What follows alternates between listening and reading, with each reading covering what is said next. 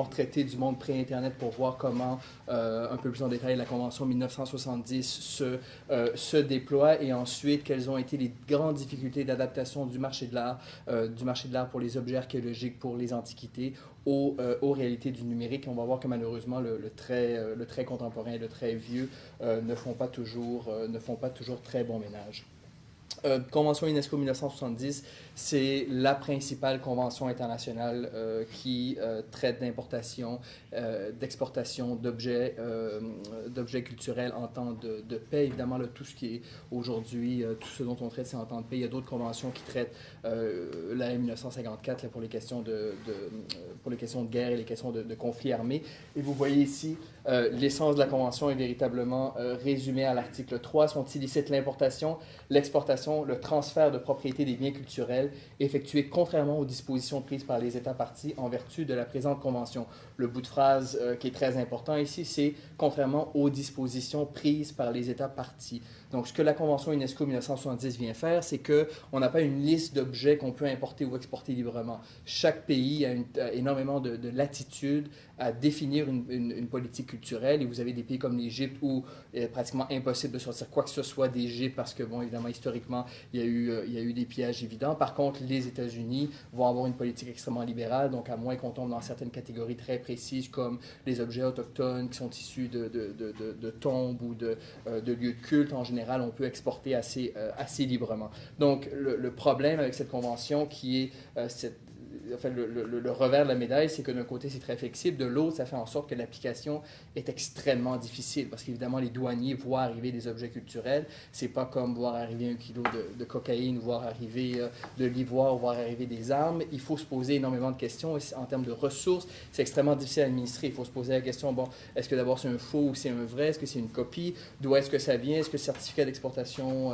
qu'on me présente est un original? Souvent, il faut contacter l'État membre pour poser via les voies diplomatiques. Il faut faire venir des experts. Donc, ce sont des compétences qu'en général les douaniers n'ont pas. Et en termes de ressources, c'est extrêmement compliqué à administrer. Donc, la Convention UNESCO 70 qui voulait tenter de limiter l'exode des biens culturels, souvent ce qu'on appelle les pays sources, c'est-à-dire le pourtour de la Méditerranée, l'Afrique, l'Asie du Sud-Est, va rester en grande partie lettre morte entre les années 1970 et les années 2000. Donc, je disais tout à l'heure, c'est un petit segment du marché de l'art. Vous voyez ici, on pense qu'il y a entre 3 et 6 milliards d'antiquités volées qui vont transiter internationalement chaque année, qui vont être vendues. Je vous laisse imaginer 3 à 6 milliards, le nombre de vases, le nombre de sculptures que ça peut représenter. C'est quand même, bon, c'est un petit segment du marché de l'art qui vaut environ 80 milliards, mais vous voyez qu'en termes de pertes culturelles,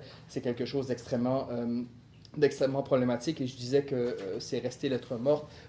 Il y a une étude dans les catalogues d'encan d'une très grande maison d'enchères sur 1881 vases des Pouilles, pour la région évidemment de 1960 à 1997, il n'y a aucun vase qui a été vendu avec une provenance satisfaisante. Donc, 1970 jusqu'à peu près au tournant des années 2000, il y a très peu de choses qui sont faites.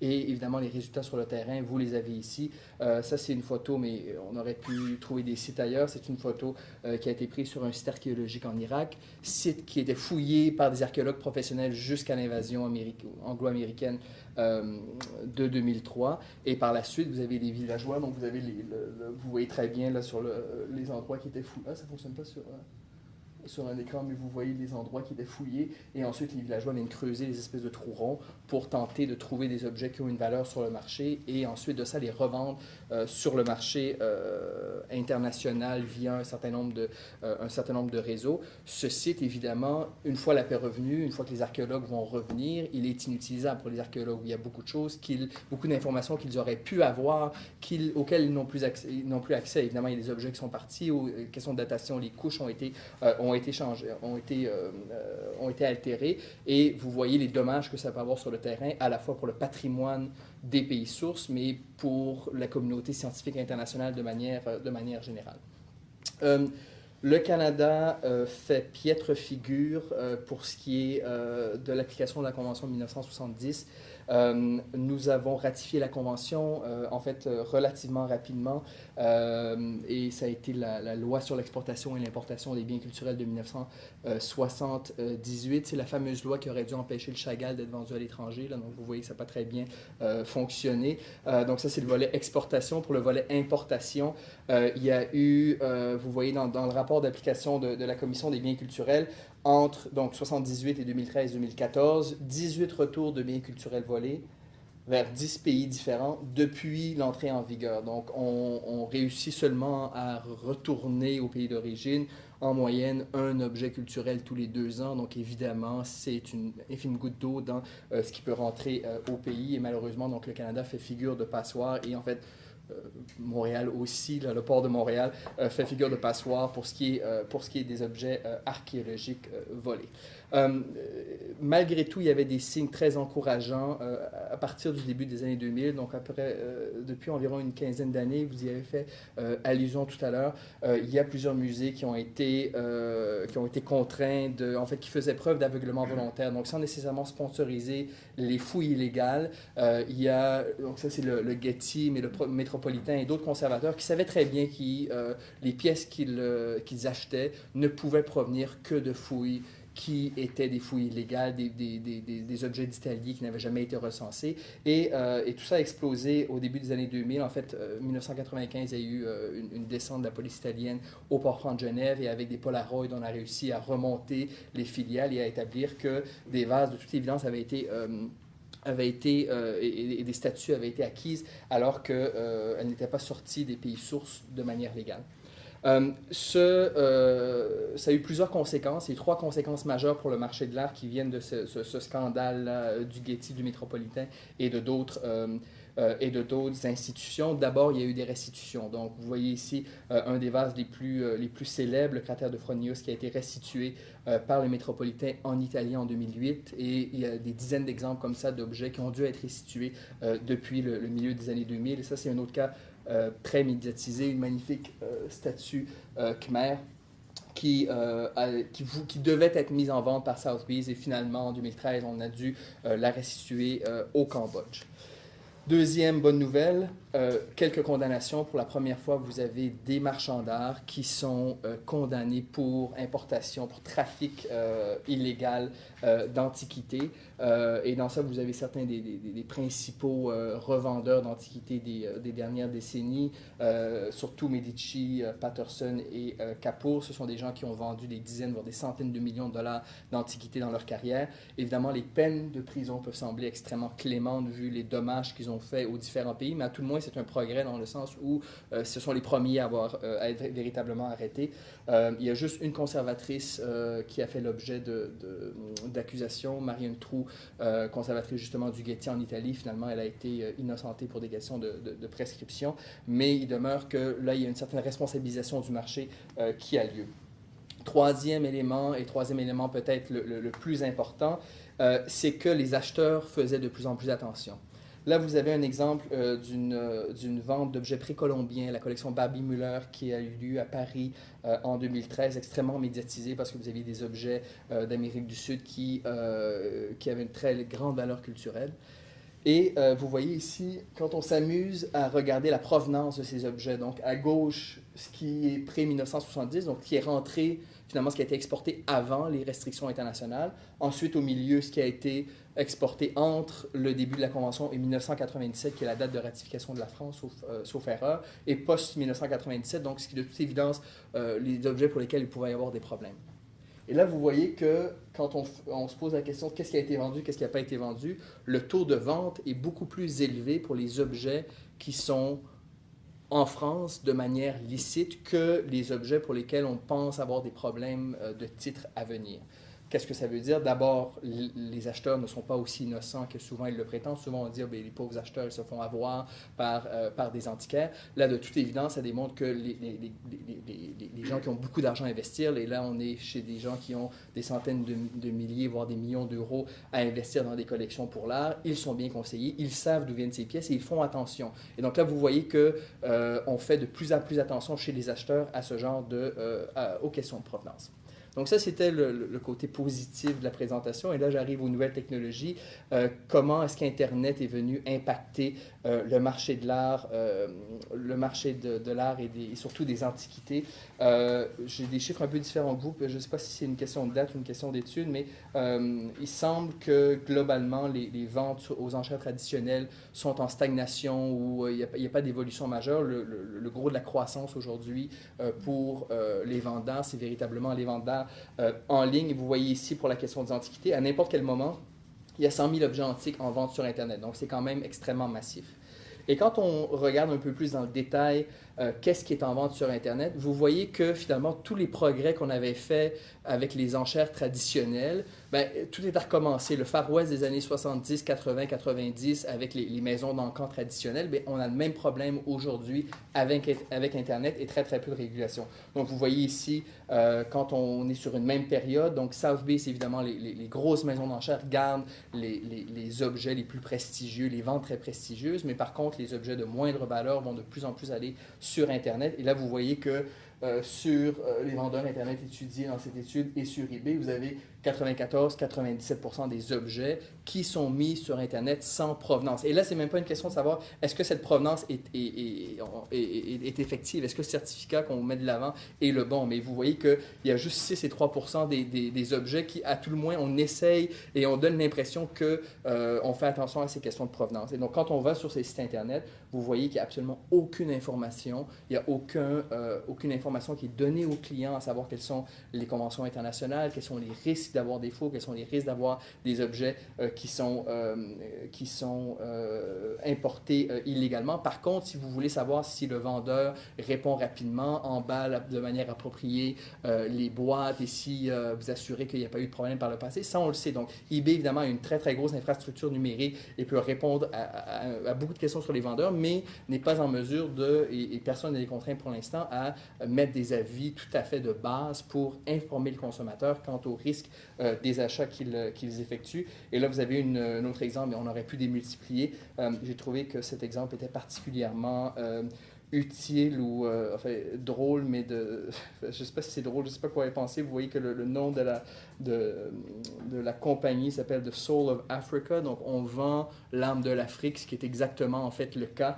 Vous avez l'immense majorité des objets culturels africains qui sont aujourd'hui hors du continent africain, chez des collectionneurs. Évidemment, ça pose des problèmes d'accès à la culture, de transmission du patrimoine aux générations et finalement de liberté fondamentale absolument de base. Ce sont des pays qui veulent récupérer leur patrimoine et qui n'en ont pas les moyens aujourd'hui avec la non-application de la Convention 1970. Autre problème avec Internet, c'est que vous avez beaucoup de maisons d'enchères aujourd'hui. Il y a une maison d'enchères connue à Montréal qui a été mise à l'amende, parce qu'ils avaient vendu des pièces avec de l'ivoire.